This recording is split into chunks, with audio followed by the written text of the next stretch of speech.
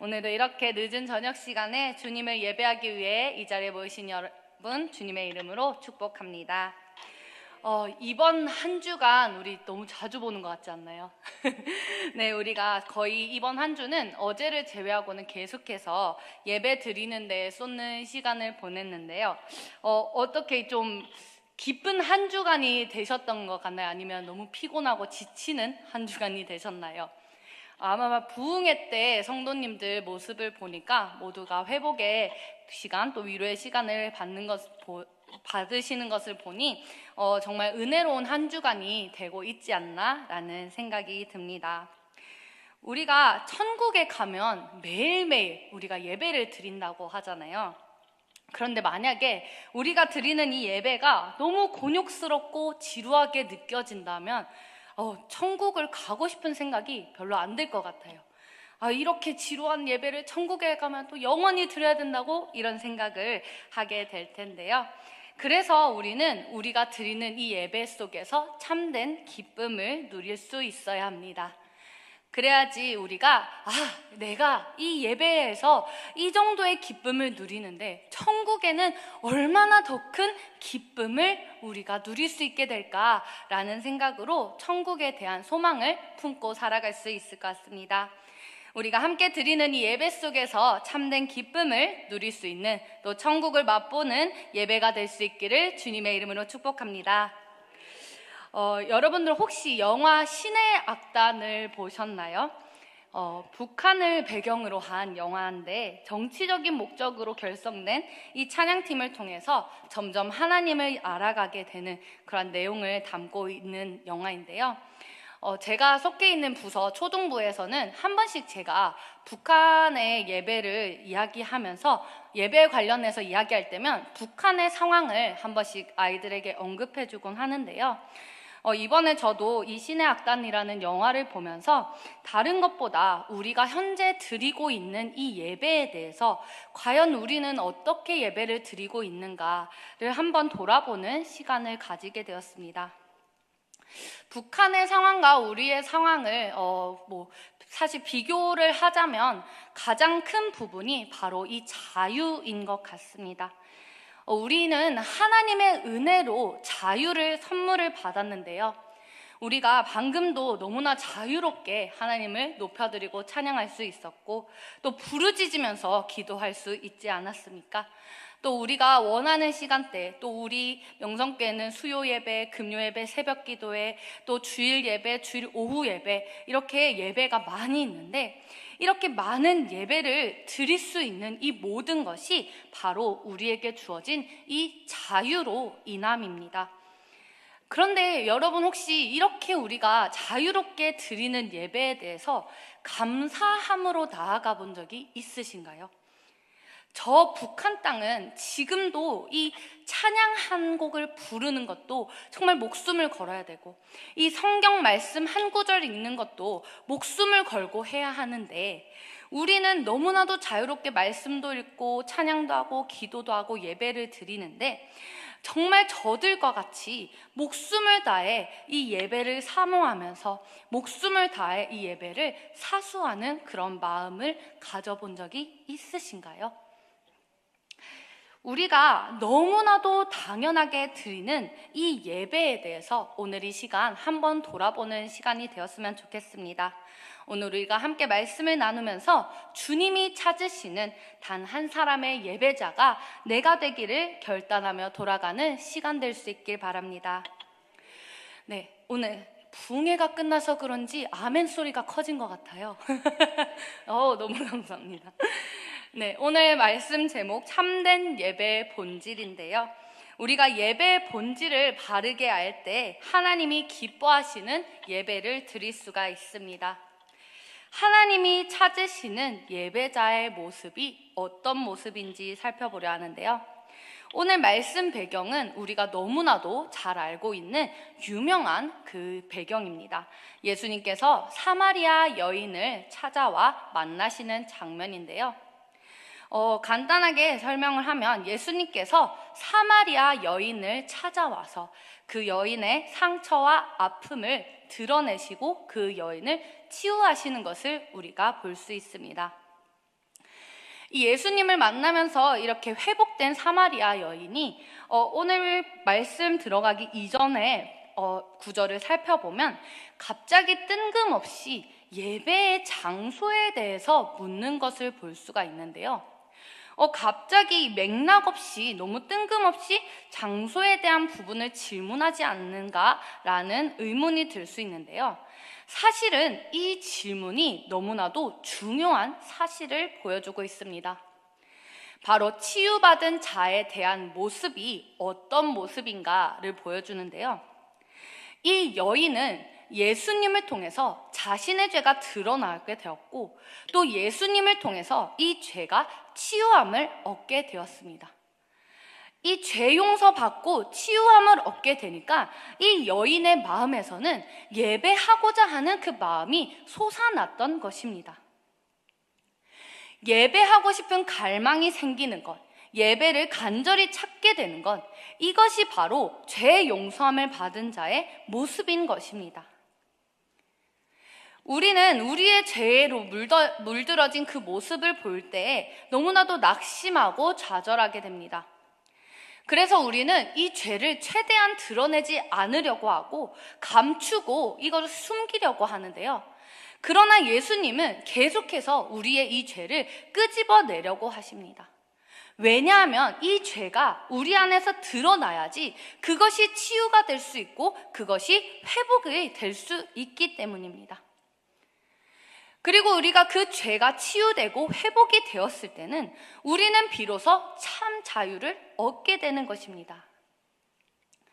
이 자유함을 얻은 자가 느끼는 것이 바로 이 자유함을 얻었기 때문에 하나님 앞으로 더 나아가고자 하는 그 열망과 갈망이 생기는 것입니다. 우리는 예수 그리스도로 인해서 죄사함을 얻게 되었고 그로 인해서 우리는 하나님 앞으로 나아갈 수 있게 되었습니다. 그렇기 때문에 우리는 주님 앞에 예배드리는 것을 기뻐하며 즐거워할 수 있어야 합니다. 예배를 진정으로 기뻐하며 즐거워하는 자들이 되기를 축복합니다. 그렇다면 하나님께서는 어떻게 예배드리는 자를 찾으실까요? 예배를 어떻게 드려야 하는 것일까요? 오늘 본문 배경을 살펴볼 때 먼저 사마리아인의 예배와 유대인의 예배에 차이가 있는 것을 볼 수가 있는데요. 본문 앞절인 22절 말씀에서는 너희는 알지 못하는 것을 예배하고 우리는 아는 것을 예배한다라고 기록합니다. 알지 못하는 것과 아는 것, 이것에 대해서는 신명기 말씀에 기록이 되어 있는데 신명기 12장 5절 말씀 우리 함께 합독하여 읽겠습니다. 시작. 오직 너희의 하나님 여호와께서 자기의 이름을 두시려고 너희 모든 지파 중에서 택하신 곳인 그 계실 곳으로 찾아 나아가서. 아멘. 하나님께서는 이 구약 시대와 신약 시대의 예배에는 차이가 있는데 이 구약 시대에는 하나님께서 지정하신 그곳에서 예배를 드려야 했습니다. 또한 유대인을 통해서 하나님 앞으로 나아갈 수가 있었는데요. 사마리아 사람들은 이 유대인을 통해서 예배를 드렸던 것이 아니라 그리심산에서 그들의 예배 처소를 두어서 그곳에서 예배를 드렸습니다. 그 유대인들과 사마리아 사이의 관계가 너무나도 안 좋았기 때문에 그렇기 때문에 그들은 그들만의 예배 장소를 찾아 그곳에서 예배를 드리면서 나아갔는데요. 그런데 이 사마리아인이 드렸던 그 예배들은요, 사실 하나님에 대한 예배라고 할 수가 없는 것이었습니다. 왜냐하면 하나님께서는 분명히 하나님께 예배드릴 장소를 정해두셨고 또 어떻게 예배할지 그 법을 만들어 놓으셨는데 그것을 무시한 채로 자신들의 임의로 제단을 쌓아 그렇게 예배를 드림으로 나아갔던 것입니다. 그들의 입장에서는 우리가 유대인과 별로 사이가 좋지 않고 우리가 그 땅을 넘어갈 수 없으니 이렇게라도 우리는 예배를 드릴 거야 라는 마음으로 그들이 그렇게 제단을 쌓았지만 그러나 그것은 하나님께서 정하신 방법이 아니었다는 것입니다. 이처럼 예배는 그 대상이 누구인지 바르게 알아야 하고 그 대상이 지정한 그 방식으로 나아가야 하는 것이 바로 예배인 것입니다. 우리가 그냥 겉으로 보기에 표면적으로 볼 때는 사마리아 사람들이 이해가 됩니다. 그들이 그렇게 그리심산으로까지 가서라도, 그렇게 자신들의 예배 처소를 만들어서라도 예배를 드리는 것이 옳은 것처럼 보입니다. 그들의 마음이 옳은 것처럼 보이지만 이때는 아직 예수 그리스도께서 오시기 전이었기 때문에 이것은 전혀 옳은 방법이 아니었다는 것입니다. 예수 그리스도의 대속죄가 없었기 때문에 하나님이 정해주신 방법과 하나님이 정한 제물과 하나님이 정하신 그 장소에서 드리는 예배가 아니라면 그것은 다 우상일 뿐이며 이방의 것일 뿐이었다는 것입니다. 우리는 때로 내 마음대로 행동하면서 하나님께서 이렇게 하시길 기뻐하실 거야, 하나님께서 이렇게 하면 좋아하실 거야 라고 생각할 때가 있는데요, 사실 그것은 옳지 않습니다. 우리가 생각했을 때는 옳은 것 같습니다. 우리가 생각했을 때는 하나님이 기뻐하실 것 같지만 사실 사람의 방법과 사람의 뜻으로 행하는 이 모든 것은 인본주의적인 사상에 지나지 않습니다. 우리는 오직 하나님이 정하신 그 방법과 하나님이 기뻐하시는 그 방법에 따라 행해야 합니다. 그런 면에서 보면 사마리아인들이 알지 못한 것을 예배했다는 것은 하나님이 아닌 바른 대상에 대한 예배가 아니었다는 것입니다. 그렇다면 유대인들은 아는 것을 예배했다라고 하니 그들은 하나님께서 정하신 그 방법대로 예배를 드려왔다라는 것을 말하고 있습니다. 그러나 오늘 예수님께서 하신 말씀을 보면 그들도 아는 것을 예배해 왔지만 참된 예배에 대해서는 그들은 알지 못했던 것입니다. 진정한 예배에 대한 이해가 없었고 단지 그들 또한 인간 제사장에 의해 동물 제사만 드릴 뿐이었던 것입니다. 그래서 오늘 예수님께서 이 사마리아 여인을 통해서 참되게 예배하는 것이 어떤 것인가를 언급하고 계시는 것입니다. 이 참되게 예배하는 것, 본문 23절에 나타나 있는데요. 본문 23절 함께 읽겠습니다. 시작. 아버지께 참되게 예배하는 자들은 영과 진리로 예배할 때가 오나니 곧 이때라. 아버지께서는 자기에게 이렇게 예배하는 자들을 찾으시느니라. 아멘. 하나님께서 찾으시는 예배자, 아버지께 참되게 예배하는 자는 바로 영과 진리로 예배하는 자들입니다. 영과 진리로 예배하는 것, 어떻게 드리는 것인지, 우리가 영과 진리로 예배해야 된다 계속해서 이야기하며 나아가는데 도대체 영과 진리로 예배하는 것이 어떤 것인지 우리가 하나하나 살펴보려고 합니다. 먼저 영으로 드리는 예배입니다. 영으로 드리는 예배에서 여기에 사용된 영은 헬라어로는 푸뉴마를 사용하고 있는데요, 히브리어로는 우리가 많이 들어본 루아흐라고 할 수 있습니다. 이 푸뉴마는 바람, 숨 이런 것을 뜻하고 있고 생명 그 자체를 의미하고 있는데요, 또 이것이 성령으로 번역되기도 합니다. 따라서 영으로 예배한다라는 것은 성령이 원하시고 감동하시는 바에 따라 예배하여야 함을 가리키기도 하는데, 더 나아간다면 인간의 마음과 영혼의 중심으로 드리는 예배를 가리키고 있는 것입니다. 우리가 영과 육은 전혀 반대되는 것인데요, 영은 그 마음과 중심이 하나님을 향하는 것이라면 육은 보여지는 것들을 말하고 있습니다. 그렇다는 것은 영으로 드리는 예배, 우리가 영으로 드려야 한다는 것은 이 예배가 외부적인 그 어떤 것들에 의해서 정해지는 것이 아니라는 것을 말하고 있는 것입니다. 좀 더 쉽게 이야기를 하자면 형식적으로 드리는 예배가 되어서는 안 된다라는 것입니다. 이 예수님이 오시기 이전까지는 앞에서도 언급한 것처럼 하나님 앞에 드리는 제사는 지정된 장소인 예루살렘에서만 드려야 했으며, 하나님이 정하신 방법대로 하나님이 정한 그 제사장을 통해서만 나아갈 수 있었습니다. 그러다 보니 구약에서의 제사를 살펴보면 형식과 절차가 엄격한 것을 볼 수가 있는데요. 또 반드시 정해진 그 제물을 드림으로 나아가야 했는데요. 이 제물 또한 내 마음대로 드리는 것이 아니라 하나님이 그 상황에 어떠한 제물을 드려야 되는지까지도 세세하게 다 알려주셨습니다.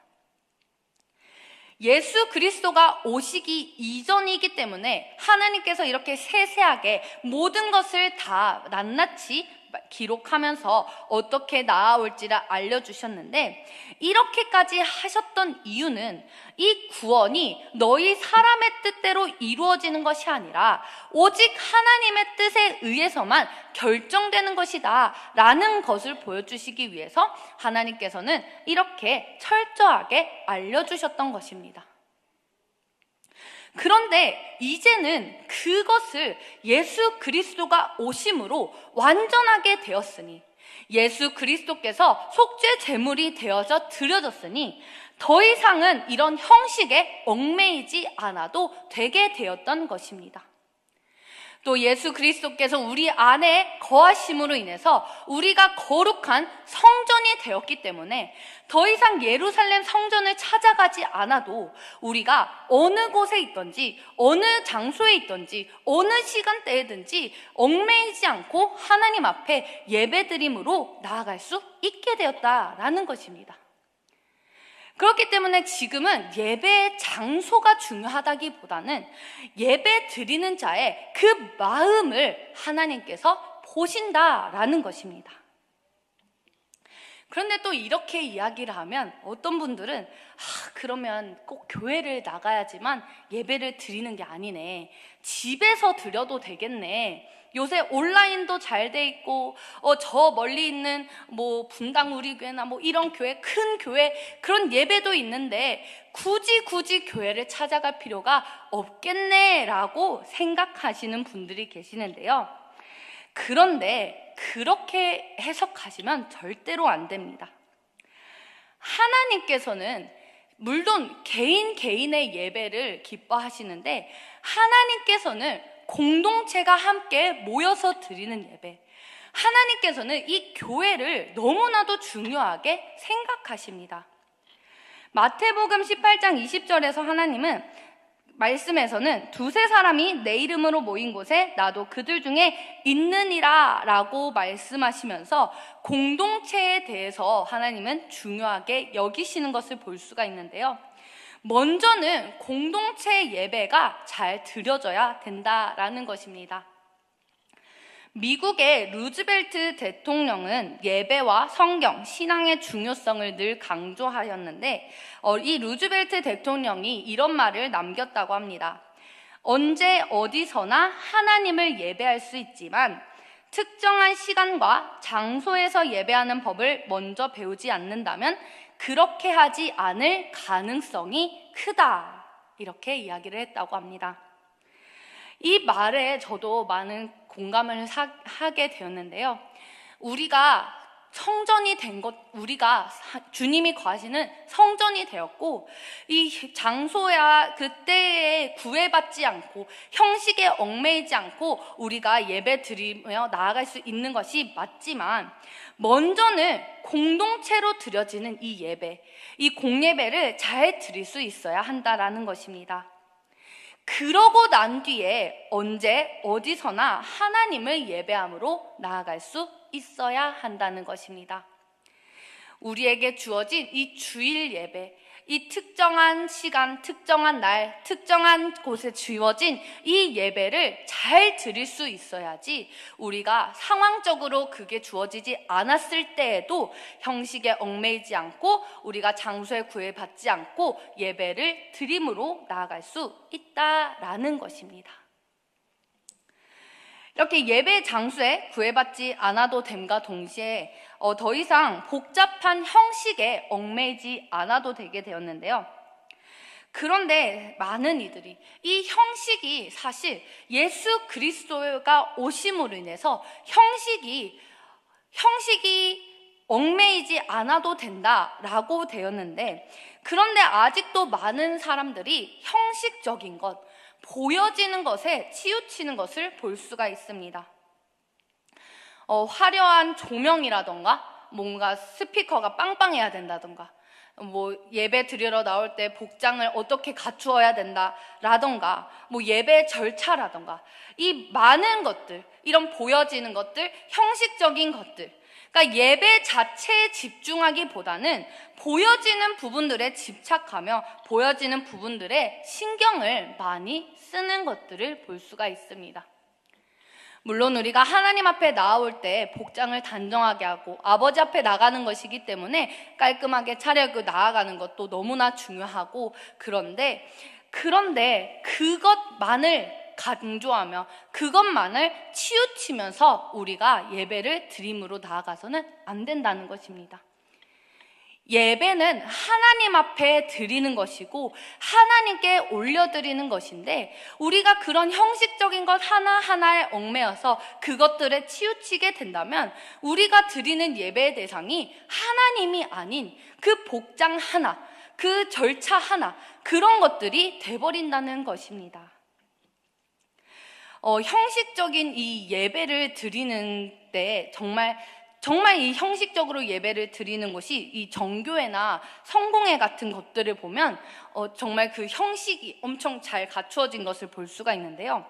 이런 것들을 보면 진짜 보기에 너무나도 거룩한 것을 볼 수가 있습니다. 정말 그 건물 자체도 다르고 또 복장 같은 것도 딱 갖춰 있고 정말 엄청 형식이 갖춰져 있더라고요. 제가 대학생이었던 시절에 한창 친구들이 유럽으로 여행을 많이 다녀오곤 했었는데, 유럽에 특히 그 오래된 성당들이 많지 않습니까? 그래서 친구들이 이제 그 성당을 갔다 오고 나서 저에게 했던 늘 말이 뭐였냐면, 그 성당에 가면 그 화려함과 웅장함에 압도되어서 없던 신앙심마저 생길 것 같다라는 말을 했습니다. 너무나도 그 장소만으로도 너무나도 거룩하고 너무 웅장하기 때문에 그곳에만 들어가도 신앙심이 생기는 것 같다라는 이야기를 했던 것이 생각나는데요. 그러면 그 친구가 그 장소를 갔다 오고 나서 정말 신앙심이 생겼을까요? 아니요, 전혀 그렇지 않았습니다. 잠시 그런 마음이, 그냥 그 장소에 갔을 때 잠시 그런 마음이 들었을 뿐이지 그 친구의 삶에 그 변화가 일어나고 그런 것은 전혀 아니었습니다. 이것은 무엇을 말하고 있는 것이냐면, 보여지는 모습, 형식적인 것이 결코 신앙을 결정하는 것이 아니라는 것입니다. 우리의 육체가 예배 드리는 이 장소에 와 있다고 해서 우리가 드려지는 예배가 참된 예배로 드려지는 것이 아닐 수 있다라는 것입니다. 여기에 앉아있는 우리 모두는 동일하게 앉아있고 겉으로 보기에는 다 똑같이 예배를 드리는 것처럼 보이겠지만, 그 중심의 생각과 그 내면에서 어떠한 마음을 가지고 있는지는 오직 하나님만이 알고 계신다는 것입니다. 보여지는 모습만으로는 결코 신앙을 결정할 수 없고, 보여지는 그 모습만으로는 참된 예배를 드리고 있다고 절대로 말할 수가 없다라는 것입니다. 그래서 우리는 영으로 드리는 예배, 우리의 중심을 하나님께 드리는 예배를 드릴 수 있어야 합니다. 두 번째는 진리로 드리는 예배인데요. 이 진리로 드린다라는 것은요, 하나님이 제시하시는 그 참된 방법으로 예배 드리며 나아가는 것을 말하고 있습니다. 즉, 이것은 하나님과 그 말씀에 대한 참된 지식을 가지고 예배에 임해야 한다라는 것을 말하는 것입니다. 앞에서도 계속 언급했듯이 우리가 누구에게 예배를 드리는지 그 예배의 대상에 대해서 바르게 알아야지만 우리가 바른 예배를 드릴 수 있습니다. 우리가 예배를 드리는 대상이신 그 하나님이 어떤 분이시고 또 그분이 밝히 보이는 것이 무엇인지 그것이 드러난 것이 바로 이 진리의 말씀인 것입니다. 우리는 이 말씀의 기준에 맞춰서 예배 드리며 나아가야 하는데요. 골로새서 3장 16절 말씀을 함께 읽어보겠습니다. 시작. 그리스도의 말씀이 너희 속에 풍성히 거하여 모든 지혜로 피차 가르치며 권면하고 시와 찬송과 신령한 노래를 부르며 감사하는 마음으로 하나님을 찬양하고. 아멘. 여기서 초대교회 성도들이 어떻게 예배를 드렸는가가 드러나고 있는데요. 그들은 시와 찬송과 신령한 노래를 부르며 감사하는 마음으로 하나님께 나아갔다라고 기록되어 있는데요.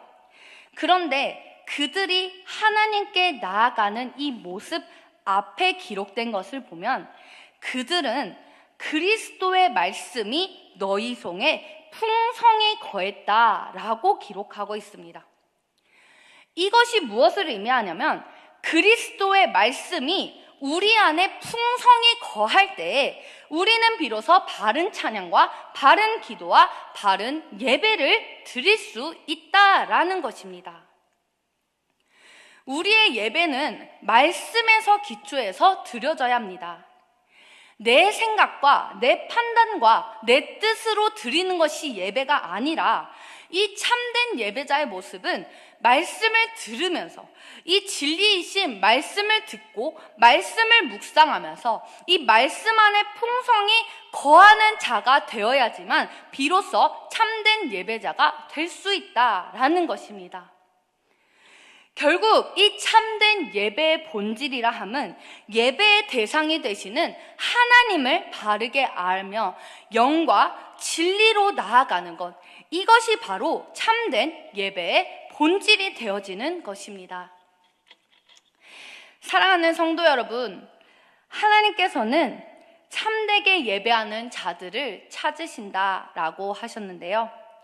여기서 예배하는에 해당하는 헬라어를 살펴보면 프로스키눈타스라는 단어로서 꿇어 엎드리다라는 뜻을 가지고 있는 것을 알 수 있습니다.